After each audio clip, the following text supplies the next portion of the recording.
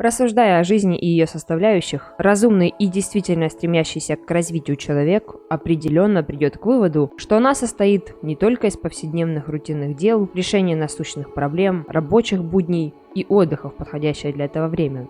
По-настоящему полноценная жизнь подразумевает проявление внимания ко всем аспектам своего бытия. И сугубо материалистическое мировоззрение практически никогда не дает человеку того, чего он на самом деле желает. Пусть даже и редко задумывается об этом.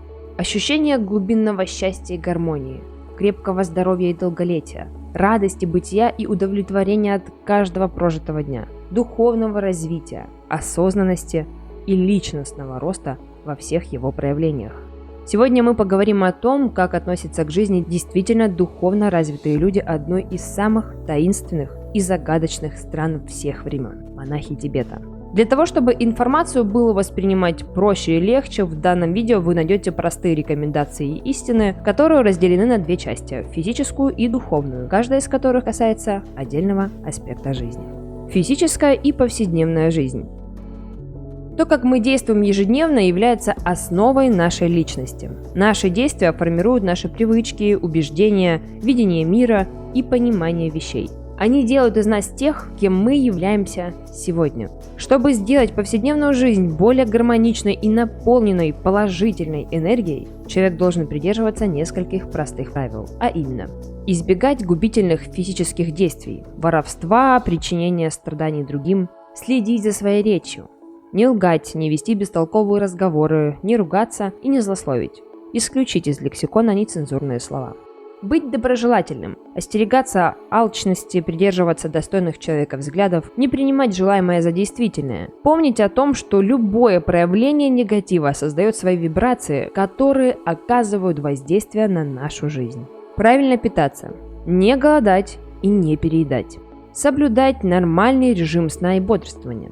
Рекомендуется вставать как можно раньше, так как в раннее время на человека воздействует светлая энергия, которая влияет на его настроение, мысли, новые события и так далее. При необходимости дневного сна обязательно спать меньше, чем ночью, и не спать после обеда, так как это ухудшает физическое состояние, что выражается в тяжести, лени, частых простудах, а также отражается на интеллектуальном состоянии, а именно процесс мышления замедляется, исчезает острота ума. Заниматься спортом и физическими упражнениями, делать зарядку. Не обязательно становиться профессиональным спортсменом, можно просто каждый день уделять упражнениям немного времени, буквально 15-20 минут. Это, во-первых, дисциплинирует, во-вторых, придает силы и энергии, а также вы будете ощущать бодрость, и это в целом приводит тело в тонус, от чего улучшается общее самочувствие. Стремиться к постоянному получению новых знаний. Для этого можно использовать все, что угодно – общение, книги, документальные фильмы и тому подобное. Главное, чтобы информация была полезна и ее поток был постоянным. Что не менее важно – применять знания на практике. По возможности вести дневник.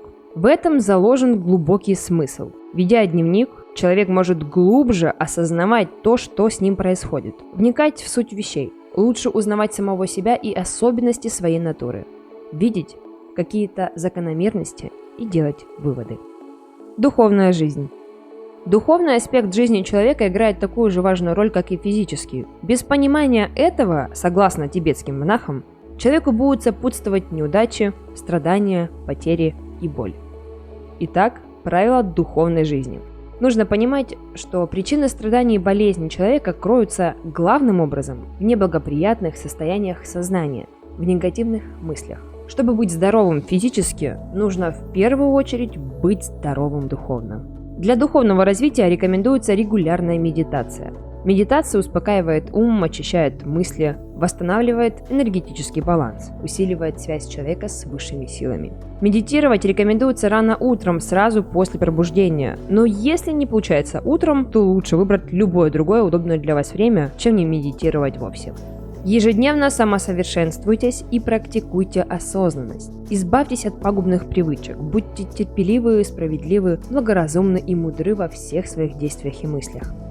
Развитие творческого потенциала – еще одна составляющая духовной жизни. Занимайтесь творчеством, пишите стихи, рисуйте, играйте на музыкальных инструментах, тренируйтесь в ораторском искусстве или актерском мастерстве. Подобные практики раскрывают потенциал, активизируют скрытые способности, облагораживают, способствуют расширению восприятия и появлению нового взгляда на мир. Из всего, что с вами происходит, вы должны научиться извлекать уроки и пользу. Любые внешние события – это отражение внутреннего мира. Анализируйте все, что происходит. Если случилось что-то хорошее, постарайтесь понять, что было ему причиной. В случае отрицательных событий поразмышляйте над тем, какие ваши мысли этому поспособствовали. Принимайте все таким, каким оно является. Это касается всего. Людей, событий, явлений, вещей. Помните о том, что ни мир в целом, ни другие люди вам ничего не должны. Все всегда идет своим чередом, и если что-то происходит, значит так и должно происходить. Излишняя требовательность делает человека несчастным, так как заставляет его всегда чего-то ожидать от людей или жизни. Постоянно разочаровываться и огорчаться. Мир не является ни плохим, ни хорошим. Он нейтрален. Все остальное зависит от нашего восприятия. Развивайте свою интуицию и всегда прислушивайтесь к своему внутреннему голосу. Наше подсознание всегда знает ответы на любые вопросы вашего разума. Нужно только наладить с ним контакт. А это возможно только благодаря практике. Хочу обратить ваше внимание, что вся вышеизложенная информация ни в коей мере не претендует на то, чтобы быть всеобъемлющей и не раскрывать всю глубинную суть мировоззрения и верований тибетских монахов. В действительности все это имеет огромную историю, переходящую из века в век, и все возможные особенности. Но одним лишь глазком коснувшись мировоззрения этих людей, мы можем провести параллели с нашей повседневностью и увидеть, насколько современный, цивилизованный и образованный человек может быть далек от того образа жизни, который позволил бы ему обрести себя и прийти к гармоничному существованию. Описанные правила очень просты. Возможно, именно по этой причине многим людям так сложно их придерживаться.